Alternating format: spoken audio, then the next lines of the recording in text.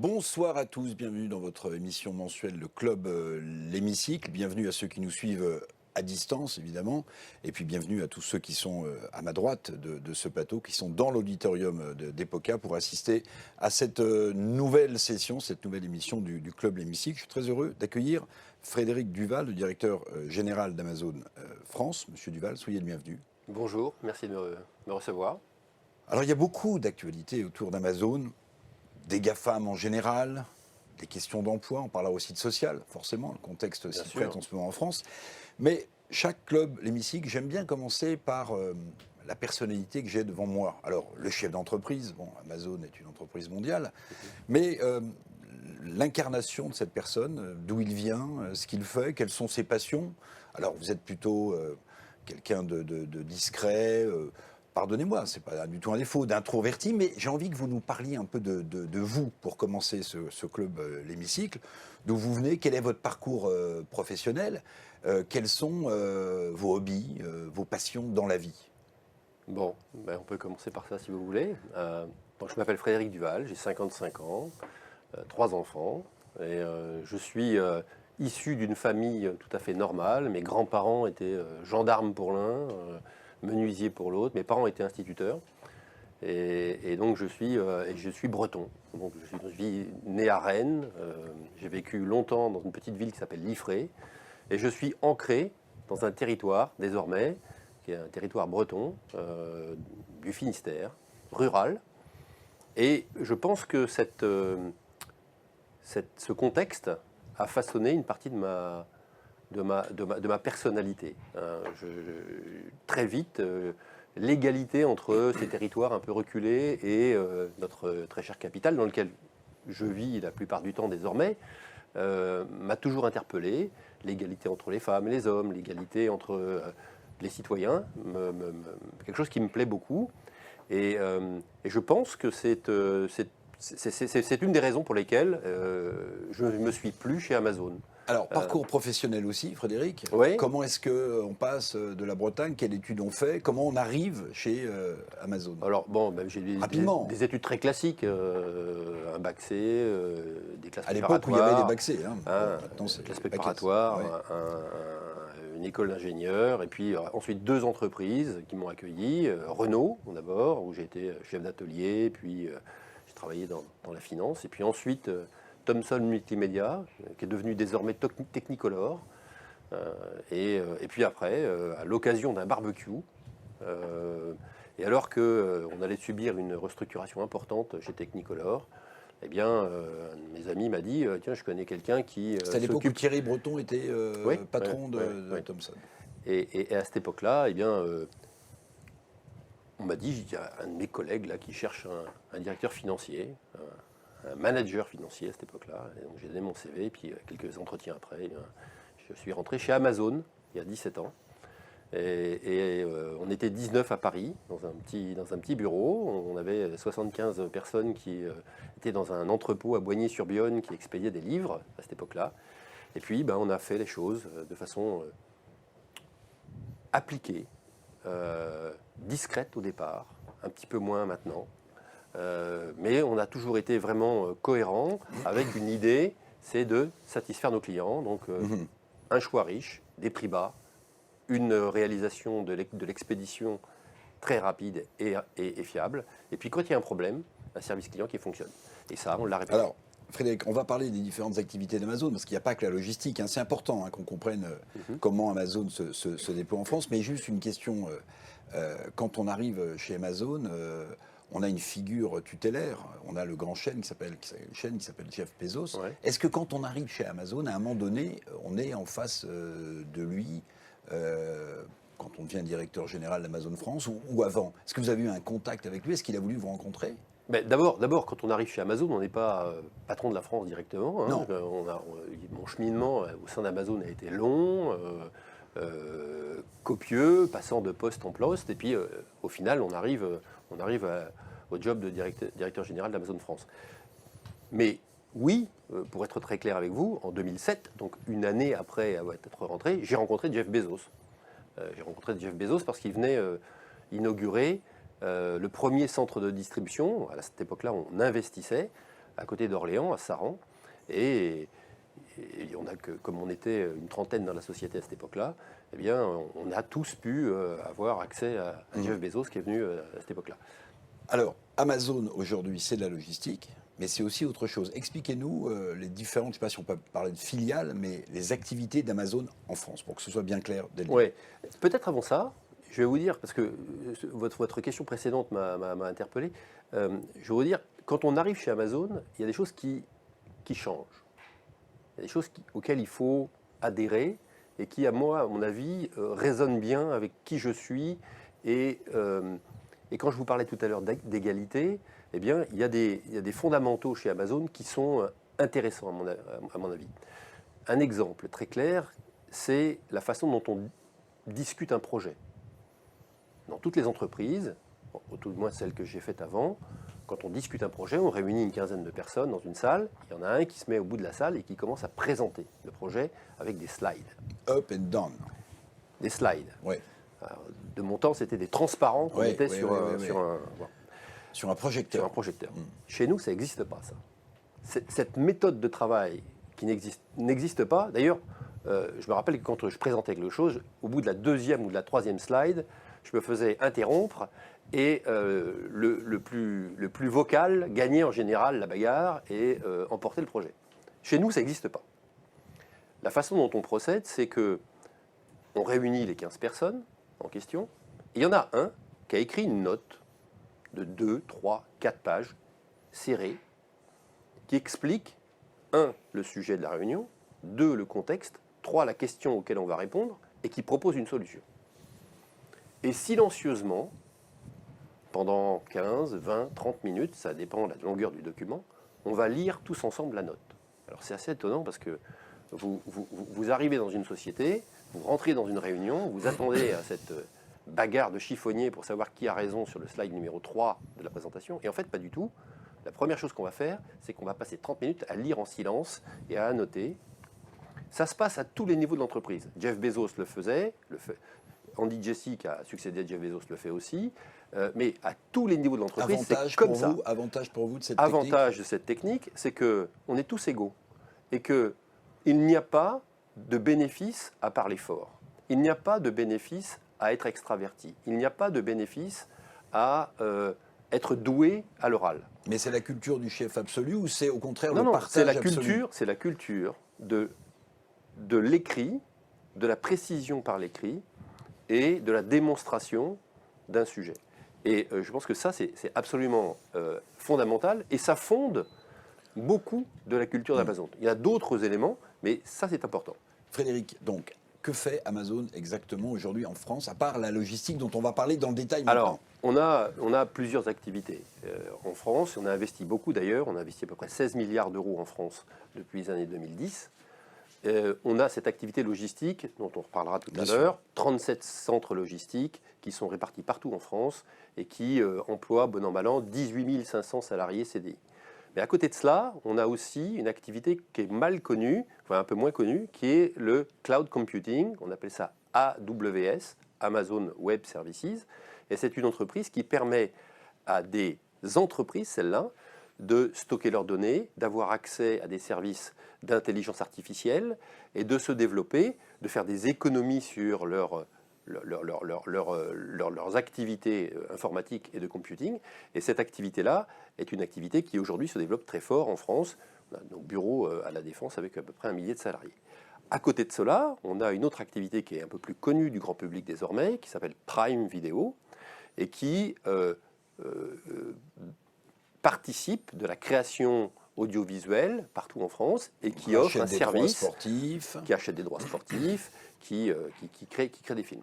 Et puis, on a d'autres petites activités comme les devices dont vous avez certainement entendu parler, Alexa, avec notre gamme Echo, mais on a d'autres petites activités en parallèle de tout ça. Mais voilà à peu près, si j'avais à décrire ce qu'est Amazon. On va parler de logistique, mon cher Frédéric. Maintenant, dernière implantation que vous appelez Full, rappelez-moi. Fulfillment Center. Voilà, ça, c'est pas une agence de distribution, c'est vraiment un gros centre de logistique. Donc, il a été implanté, il a démarré il y a 1 an et demi, à peu près, à côté de Metz, à Ogny. Alors, j'ai été interpellé par une chose, et ça va peut-être nous permettre de de parler du premier centre d'Amazon en France, à côté d'Orléans, vous en parliez. Alors j'ai vu ce centre, on ne l'appelle pas Amazon Oni, etc., on l'appelle ETZ2.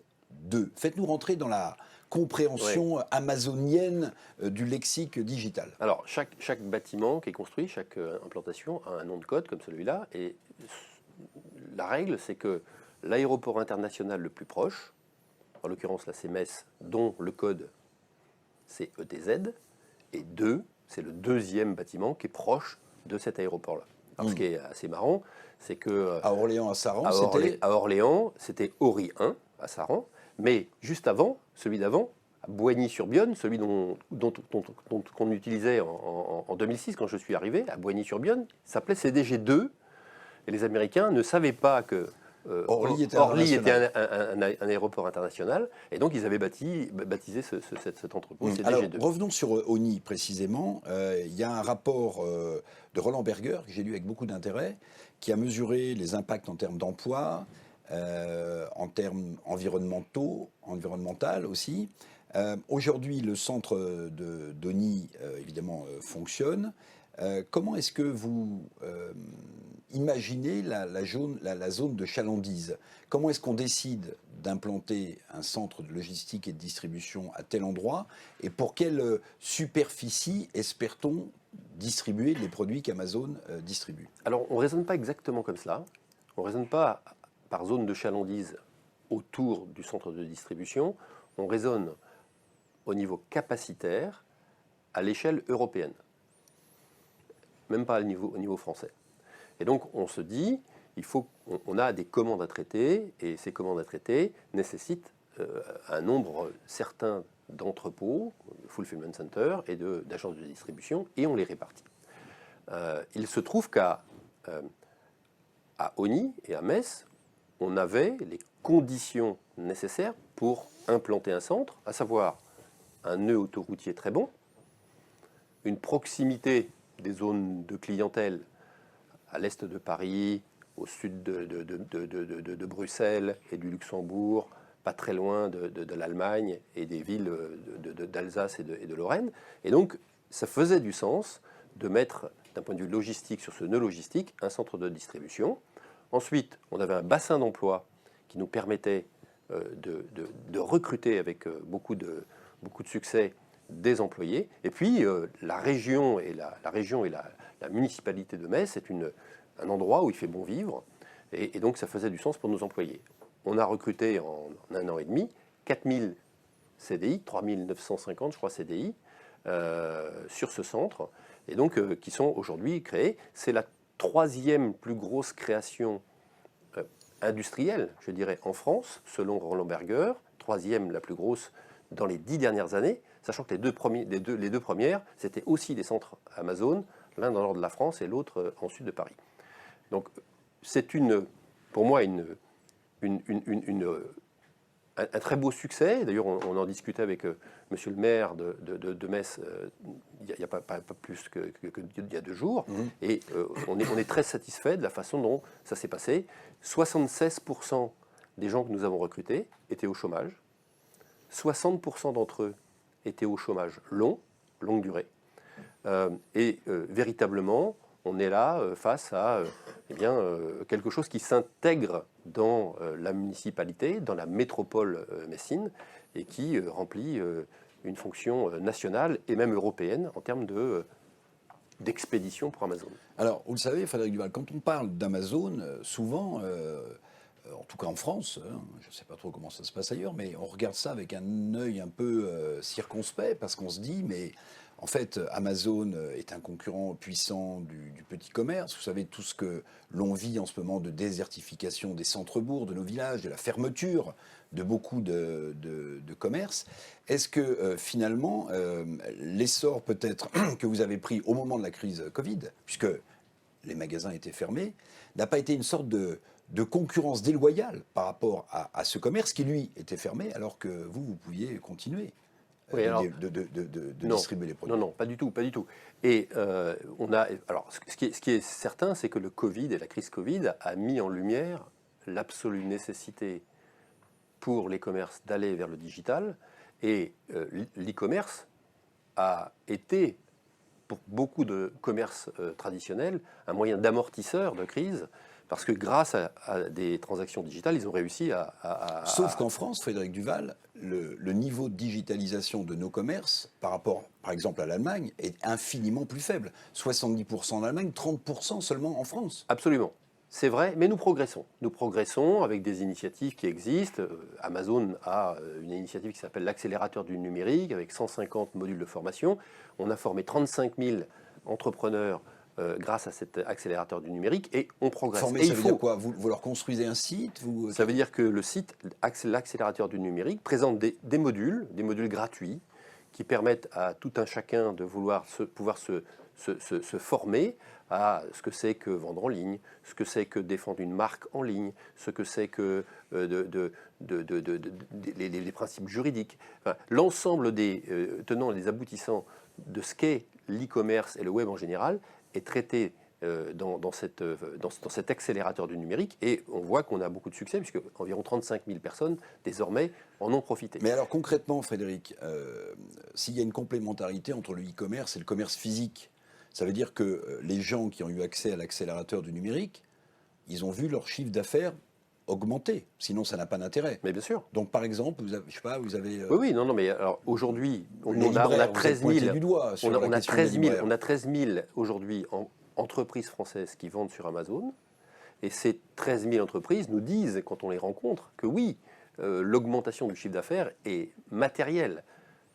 Ce que je voudrais quand même rajouter, c'est que cette augmentation du chiffre d'affaires par le e-commerce n'est pas une solution pour remplacer l'ensemble du chiffre d'affaires. Il va de soi qu'un commerce, quand il est implanté dans une ville, dans un quartier, il vend dans sa zone de chalandise. Et l'e-commerce est là pour faire état de cette présence de ce commerce, non seulement dans la zone de chalandise dans laquelle il vend et sur laquelle il ne va pas cannibaliser ses ventes, mais bien au-delà, en France ou en Europe. Les 13 000 commerçants dont je parle aujourd'hui qui vendent sur Amazon.fr exportent pour 600 millions d'euros à l'extérieur de la France. J'avais un ami qui s'appelle Éric Dubois qui vendait de l'art graphique rue de Soufflot, et cet ami, après quelques années, a été convaincu de commencer à vendre sur Amazon, et ces produits se vendaient en Espagne, en Angleterre, parce qu'ils étaient rares, parce qu'ils étaient intéressants dans des coins reculés de la France, grâce à l'e-commerce. Et à la fin de son activité, Eric est parti en retraite, et bien il m'a expliqué qu'il était arrivé à 5-7% de son chiffre d'affaires fait par l'intermédiaire d'Amazon. Ce qui était une bonne façon de faire un complément de l'activité qu'il avait dans son magasin. Alors souvent quand on parle d'Amazon, on a l'impression d'un gigantisme absolu, mais je regardais les chiffres, alors peut-être qu'ils sont un peu datés, mais le commerce, c'est quoi? C'est 600-650 milliards d'euros en France, et vous représentez 1%, 1%. Moins de 2%. Moins de 2% du commerce. Mais avec un chiffre d'affaires qui continue de croître. Oui, absolument. Oui. Vous êtes aujourd'hui à 9 milliards d'euros? On était en 2021 à 9 milliards d'euros en France, effectivement, de chiffre d'affaires. Et quelles sont les projections en termes de chiffre d'affaires? On verra. Non, mais vous êtes passé, il me semble qu'il y a 2-3 ans, c'était 7. Oui, là, vous êtes à 9, donc c'est quand même exponentiel. C'est très difficile de le prédire. Comme vous l'avez expliqué, le Covid et le changement et l'accélération des modes de consommation a été changé par le Covid. Et après une année 2020 et 2021 qui a été très très très fort, 2022 a été une année où les choses ont atterri, et 2023 semble reprendre sur des tendances à peu près comparables à celles qu'elles étaient avant la période du Covid. Mais, comme vous le savez, on est dans une période où il y a beaucoup d'inflation, où chaque euro compte. On va parler du contexte. Où les choses sont un petit peu différentes. Donc, c'est très très difficile aujourd'hui, je pense, de se dire la projection, ça sera ça ou ça. Alors, il y a quand même une nouvelle organisation du travail en France et sans doute ailleurs, à cause ou grâce à la crise de la Covid-19, c'est le recours au télétravail. Et je me dis intuitivement, mais je ne connais pas du tout votre métier, je me dis intuitivement que quand on télétravaille, on est sur un ordinateur et que par définition, le réflexe, c'est peut-être plus de commander sur son ordinateur que de sortir pour faire des courses, puisque précisément, on ne va plus au travail. Et d'ailleurs, si on prenait l'exemple d'AWS tout à l'heure, qui est à la Défense, les petits commerces, là, au CNIT, souffrent beaucoup parce qu'il y a de moins en moins de gens qui viennent travailler physiquement dans les bureaux. Est-ce que le télétravail, Monsieur Duval, mon cher Frédéric, ne va pas être un accélérateur du recours, en fait, au e-commerce? Alors, d'abord, on a été dans Et vous n'y êtes pour rien, c'est pas non, notre non, faute. non, on a été vers le tout télétravail et j'ai l'impression qu'on est en train de Oui, revenir un petit de lien peu sur le social, télétravail. on a besoin de voir ses Ensuite, collègues. le raisonnement que vous faites, cher Eric, qui est de dire que le télétravail engage à commander en ligne, pourrait être tourné à l'envers en disant le télétravail empêche le lien social et que les clients seraient très contents, Et qu'est-ce les que vous consommateurs. constatez là depuis 2020, depuis les confinements de 2020? Moi, je constate qu'effectivement, je vous ai dit, en 2020-2021, très forte accélération, 2022, un atterrissage, 2023, on est en train de repartir à peu près sur la dynamique qui était celle d'avant Covid. Alors, on parlait de ces grands centres de distribution logistique et puis des agences de distribution. J'aimerais, peut-être pas en nous donnant la somme exacte, mais que vous nous racontiez qu'est-ce qu'on investit dans un grand centre de logistique versus une agence et à quoi sert l'agence de distribution. Oui, alors, on investit beaucoup plus sur un centre de distribution. Un centre de distribution comme celui d'Osny, si on prend l'exemple de celui d'Osny, c'est 55 000 m² au sol sur 4 niveaux. Et donc, c'est l'équivalent de 180 000 m² couverts sur une base aérienne qui était la base de Frascati. Donc, on n'a rien... On a pris ça sur des terrains qui étaient déjà bâtis. Dans ces centres de distribution, on va stocker beaucoup de matériel, de produits, de stocks qui vont être disponibles à l'expédition rapide à nos clients. Ça, c'est un site d'Osny. Le site d'Osny comprend, je le disais, à peu près 4000 personnes, avec beaucoup de métiers à l'intérieur, des métiers un investissement de l'ordre et des investissements de plusieurs dizaines de millions d'euros. À côté de cela, une agence de distribution, c'est une agence qui va être entre 10 et 15 000 m², donc beaucoup plus petite, qui va recevoir pendant la nuit les camions qui arrivent du site d'Osny, qui va découper ces camions en tournées et qui va, le matin, donner ces tournées à des petits vannes qui vont organiser, un petit peu comme le facteur fait avec nos lettres, eh bien, une tournée optimisée et distribuée les différents colis aux clients. Alors quand on parle d'impact environnemental, Frédéric, il y a peut-être ce que consomme un énorme centre comme celui d'Osny en termes d'énergie, par exemple, je voudrais que vous en parliez, et puis il y a les tournées dont vous parlez. Alors peut-être que ce sont des vannes électriques, je ne sais pas, mais Roland Berger, dans son rapport, a mesuré ces impacts environnementaux, parce que vous le savez, la transition écologique est devenue un vrai sujet. La plupart des banques, par exemple, n'investissent plus dans les énergies fossiles, mais dans les énergies renouvelables. Comment est-ce que vous avez essayé de tenir compte non seulement d'une aspiration de vos clients, finalement, quelles que soient les générations, puis les besoins dans un centre sur 3 étages d'une énergie abondante? Oui, alors, je pense que quand on parle de décarbonation, quand on parle d'écologie, c'est important de remettre, d'une certaine manière, le contexte général. Dans un premier temps, l'engagement de notre entreprise est véritablement d'aller vers une décarbonation de sa chaîne logistique. Et on y va très vite. Deuxièmement, quand on regarde et qu'on compare l'activité de distribution d'un magasin classique et l'activité de l'e-commerce, leur empreinte énergétique à ces deux choses-là, on s'aperçoit, et c'était démontré par Oliver Wyman, ça a été démontré par le MIT, ça a été démontré plusieurs fois, que l'e-commerce est 2,3 fois moins polluant en moyenne que le commerce de détail, pour deux raisons simples. La première, c'est que, on n'accueille pas le public dans nos magasins. Or, accueillir le public, c'est plus de place, plus de chauffage, plus de décoration, plus d'éclairage, et donc une moins bonne optimisation des stocks et de leur distribution. Vous avez une autre raison? La deuxième raison, à moitié, mais la deuxième raison, c'est que lorsque vous livrez avec des boucles de logistique jusqu'au client, vous évitez que le client ne prenne sa voiture, comme c'est le cas de 7 Français sur 10 aujourd'hui, et ne vienne finalement dans un magasin et remplisse la moitié de son coffre et rentre chez lui. Oui, mais votre parc de distribution automobile, lui, il Bien fonctionne sûr, comment? Bien sûr. Alors, je vais revenir. Mais déjà, quand on compare ces deux-là, on est beaucoup plus optimisé à livrer par le e-commerce que par le commerce de détail.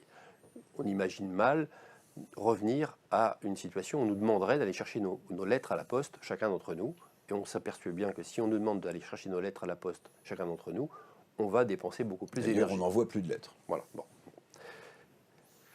Ensuite, en ce qui concerne notre flotte, qui comprend 30 000 à peu près véhicules aujourd'hui, eh bien, cette flotte-là, elle est beaucoup plus facile à décarboner que les 38 millions de véhicules immatriculés en France. Oui. Donc, on fait ces deux choses-là. Et on est en train de le faire rapidement. Aujourd'hui, alors j'ai pris la liste là, mais à Bordeaux, à Lyon, à Marseille, à Montpellier, à Nice, à Rouen, à Strasbourg, à Toulouse, à Vincennes, à Lens, à Arras, à Reims, à Annecy, à Rouen, à Paris. Dans toutes ces villes-là, déjà, on distribue soit avec des véhicules électriques, soit avec des cargo bikes, soit avec ce qu'on appelle des livraisons pédestres. Et on s'aperçoit que très vite, on est en train d'arriver à une réelle avancée dans la livraison décarbonée. On a distribué 10 millions de colis décarbonés l'an dernier. Alors, tout à l'heure, je notais les points essentiels pour l'implantation des grands centres de distribution de logistique. Vous disiez, il faut un nœud autoroutier important, il faut une zone assez vaste. D'emploi, il faut un bassin d'emploi. Donc, je suis en train de réfléchir et me dire où, en France, aujourd'hui, Amazon n'est pas présent, et pourtant, il y aurait les critères dont vous venez de parler. Ça veut dire que vous avez en tête d'autres implantations futures de grands centres de distribution logistique. Et on est en train, en permanence, de regarder...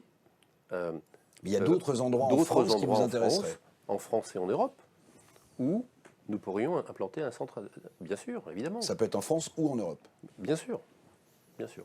Et est-ce que les critères de relations sociales, fiscalité, je vais y revenir, d'heures travaillées, sont des critères qui rentrent en ligne de compte aussi lorsqu'on décide d'investir de l'argent, de créer des emplois? Le critère principal, c'est celui de satisfaire le client. Oui, bon, aujourd'hui. Oui, non, mais bien sûr. Non, mais je pense que vous serez d'accord avec moi que vos colis arrivent à l'heure, que quand vous avez un problème, on règle le problème. Et je pense que les gens qui nous regardent sont bien conscients que quand ils font un achat sur Amazon, il y a beaucoup de confiance dans Eh bien, ça vaut de l'or. Cette confiance que vous avez à acheter sur Amazon, parce que vous y revenez.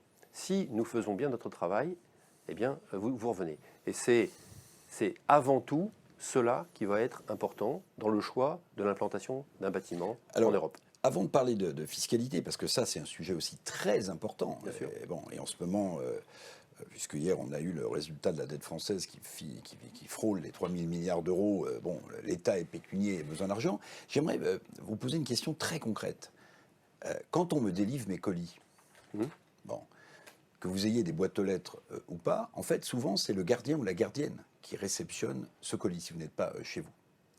Et je ne sais pas si vous êtes au courant, mais je vous fais part de mon expérience, d'un retour d'expérience personnelle. Les gardiens disent, mais nous, on n'est pas là pour délivrer les colis d'Amazon, on n'est pas payé pour ça. C'est un tout petit détail, mais puisque vous disiez la satisfaction du client, c'est pas d'avoir son paquet quand il arrive sur son paillasson, parce qu'il peut disparaître. Est-ce que vous avez intégré de A à Z sur toute la chaîne de distribution, le diable est dans les détails, des soucis comme cela? Non, mais bien sûr. Mais vous savez, on livre à pratiquement, on livre à 34 millions de Français tous les mois, différents. On a 34 millions de visiteurs uniques tous les mois, à peu près, selon Médiamétrie. Donc, forcément, les cas dont vous parlez, eh bien, on les a étudiés et on a des alternatives. On a mis en place des points relais. On a 26 000 points relais en France dans lesquels vous pouvez faire livrer vos colis si vous avez un problème avec votre gardien. ce qui n'est pas le cas de la majorité des Français. La majorité des Français n'ont pas de gardien. On a la possibilité de choisir une livraison plus ou moins rapide. On a tout ça, effectivement, possible. On a des meubles de livraison dans lesquels vous pouvez vous faire livrer et qui sont ouverts 24 heures sur 24, 7 jours sur 7. Mais oui, on a forcément l'ensemble de ces problématiques à gérer. Alors, je voudrais qu'on parle fiscalité, parce que c'est un gros sujet en France. Bon, on manque d'argent, vous le savez, hein, on a du mal à financer nos déficits budgétaires, la France emprunte. Est-ce que vous trouvez que Amazon paye suffisamment d'impôts? Alors, parce que vous avez vu que vous avez des grands patrons américains qui demandent à Joe Biden de payer plus d'impôts, vous voyez, aux États-Unis. Bon, combien vous payez d'impôts en France? Et est-ce que vous pouvez nous faire un benchmark par rapport, je sais pas, au secteur? Alors, tout à l'heure, vous m'avez dit que je faisais partie des GAFAM. Oui. Hein, et donc, je pense qu'on est le seul membre des GAFAM qui publie tous les ans combien il paie l'impôt en France. Donc, en 2021, comme je le disais tout à l'heure, on a fait 9 milliards d'euros de chiffre d'affaires. Et notre contribution directe au financement par nos taxes, c'est 470 millions d'euros. Soit à peu près 4%. C'est-à-dire dans la moyenne du secteur du commerce. Alors, on a fait des études avec l'entreprise Deloitte. Deloitte publie tous les ans une étude qui elle prend les chiffres visiblement du registre du commerce et elle regarde combien payent les entreprises de tous les secteurs. De cette étude, qu'est-ce qu'on apprend? On apprend, que la distribution est un des secteurs les plus taxés en France. Pourquoi? Parce que c'est un des secteurs les plus intenses en emploi. Or, l'emploi est le plus taxé. Et non délocalisable. Voilà. Dans ce secteur de la distribution, la moyenne, c'est à peu près 4,5 de contribution totale fiscale en pourcentage du chiffre d'affaires. On est exactement à cette moyenne.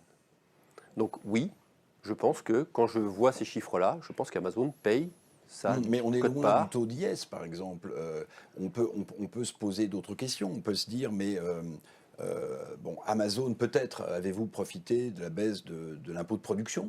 Je ne sais pas si vos secteurs en ont bénéficié. Peut-être oui, peut-être pas. Oui. Voilà. Donc, on se dit, bon, 4%, évidemment, vous êtes dans un secteur qui paye 4%, il n'y a aucune raison que vous en payiez 20. Hein. Bon.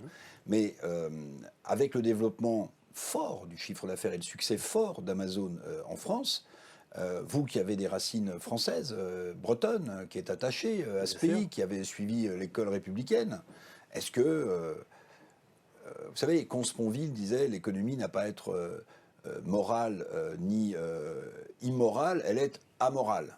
Bon.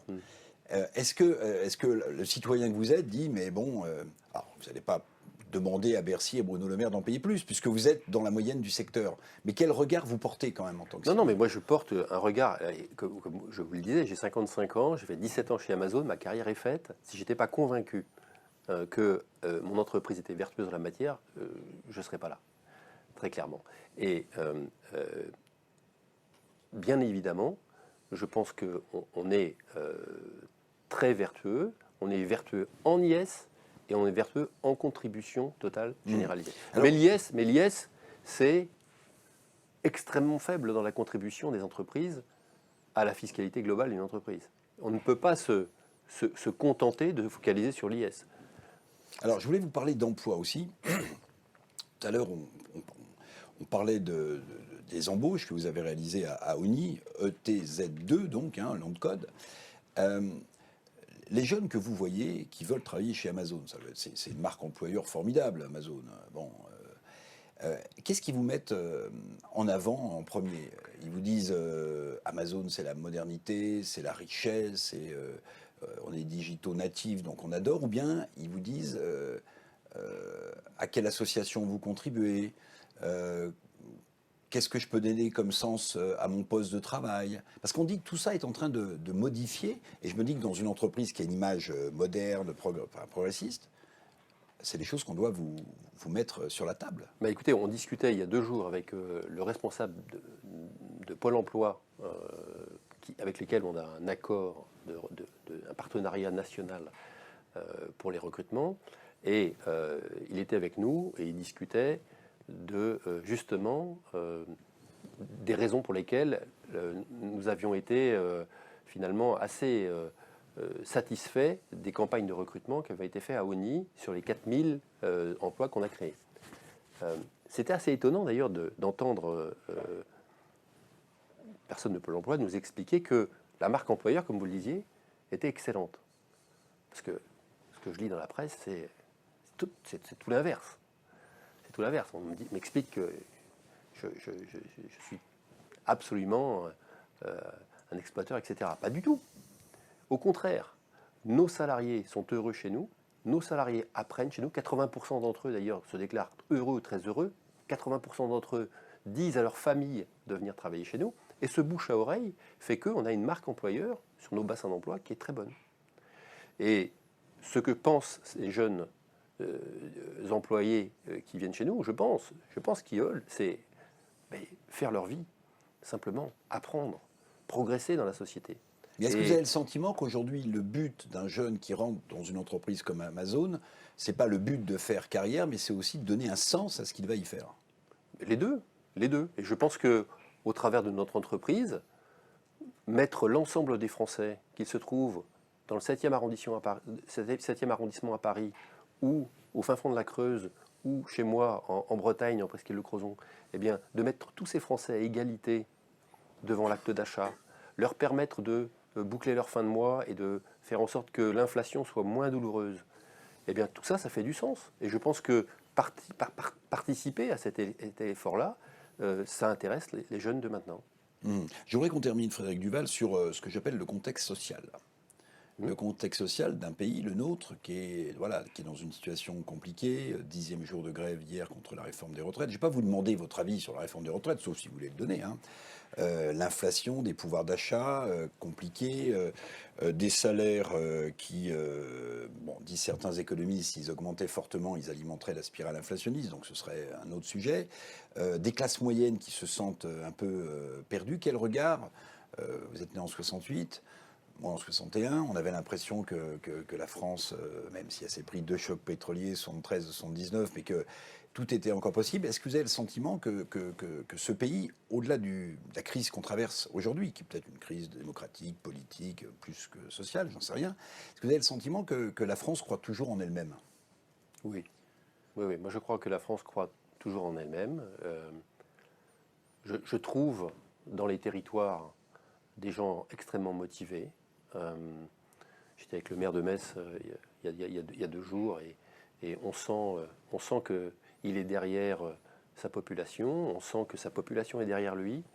Je pense que véritablement il y a un contexte français qui existe toujours et qui croit beaucoup encore à l'idée d'une France. Un petit peu à l'image de notre équipe de football française. Il y a quelques années, on l'aurait décrié, mais je pense que maintenant, tous les Français qui s'intéressent à ce sport, eh bien, croient beaucoup à l'équipe de France. Et vous n'avez pas le sentiment que parfois les Français donnent l'impression de douter, d'être interrogatifs sur leur système politique, sur leur système économique? C'est un passage difficile pour vous à traverser? Les Français se posent des questions sur leur système politique, les Français se posent des questions sur leur vie, les Français se posent des questions sur l'avenir de leurs enfants, et c'est normal. C'est normal. Mais prenons un exemple. Amazon a signé un accord, par exemple, avec Ariane Espace pour envoyer des satellites dans l'atmosphère basse, en orbite basse, afin de créer ce champ de satellites, ces constellations de satellites qui vont donner de l'Internet dans des zones de la Terre qui ne sont pas couvertes par l'Internet classique. Eh bien, une société comme Amazon a passé un contrat avec une société française, Ariane Espace, pour envoyer des fusées, 18 lancements. Vous voyez, ce n'est pas une société allemande, ce n'est pas une société espagnole, c'est une société française. Et je pense que voilà un secteur d'activité où on a beaucoup à dire et où on le fait avec beaucoup de succès. Et il y en a plein comme ça. Et je pense que la France a plein d'atouts dont il faut qu'elle bénéficie. Donc vous portez une vision optimiste. C'est ça ma dernière question, comment nous regarde aujourd'hui, ou depuis quelque temps, ceux qui ne sont pas français, et notamment les Américains, puisque Jeff Bezos est américain. Est-ce que la vision que les décideurs outre-Atlantique ont d'un pays qui traverse, encore une fois, une situation difficile, elle a été modifiée ou pas? Non, pas vraiment. En fait, il y a beaucoup de Ils sont constance. habitués. Il y a beaucoup de constance en fait dans la façon dont on appréhende la France. La France est un pays important pour Amazon. Amazon a investi, comme je le disais au début, 16 milliards d'euros en France. 16 milliards d'euros, c'est quand même des montants qui commencent à être très significatifs entre 2010 et 2021. Donc on est véritablement sur des investissements importants. On a tenu une ligne qui est celle de l'expérience client. On développe avec Prime Video des créations originales françaises. Je ne sais pas si vous avez vu le reportage sur Aurel San, ne montre jamais ça à personne, mais il a obtenu une victoire de la musique. Si vous avez regardé le film, par exemple, Le Bal des Folles, eh bien, Mélanie Laurent, elle a eu un Emmy Award. On vient de développer une série qui s'appelle Cœur Noir avec l'armée française. Enfin, il y a beaucoup de constance dans la façon dont on appréhende la France. Alors, la France est un pays un petit peu compliqué. C'est pour ça que, avec sa personnalité, avec ses réflexions, comme vous disiez tout à l'heure, et on fait avec, et c'est très bien. Merci beaucoup Frédéric Duval, directeur général d'Amazon France, d'être venu parler, Merci je trouve, vous. avec sincérité et sans langue de bois. Vos collaborateurs vous le diront. Merci beaucoup d'avoir participé à ce club L'Hémicycle. Merci à ceux qui nous ont suivis à distance et bien sûr à ceux qui sont dans cet auditorium. À très bientôt pour un nouveau club L'Hémicycle. Merci.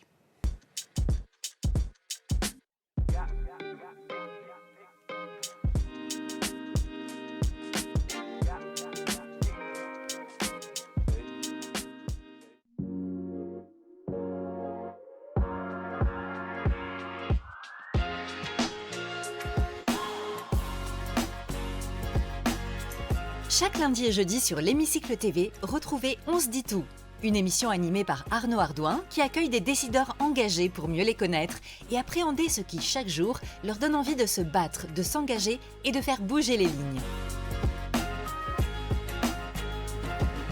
Ils nous livrent leurs réflexions sur les grands enjeux qui font la société, écologie, parité, handicap, égalité des chances, mais aussi leur regard sur la vie politique. On se dit tout, chaque lundi et jeudi sur l'Hémicycle TV.